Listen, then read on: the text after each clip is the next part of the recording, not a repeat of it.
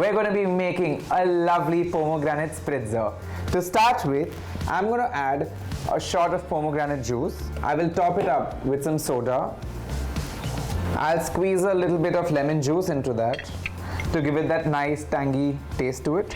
A fun fact about pomegranate is that it is extremely healthy. It really helps people with their diabetes.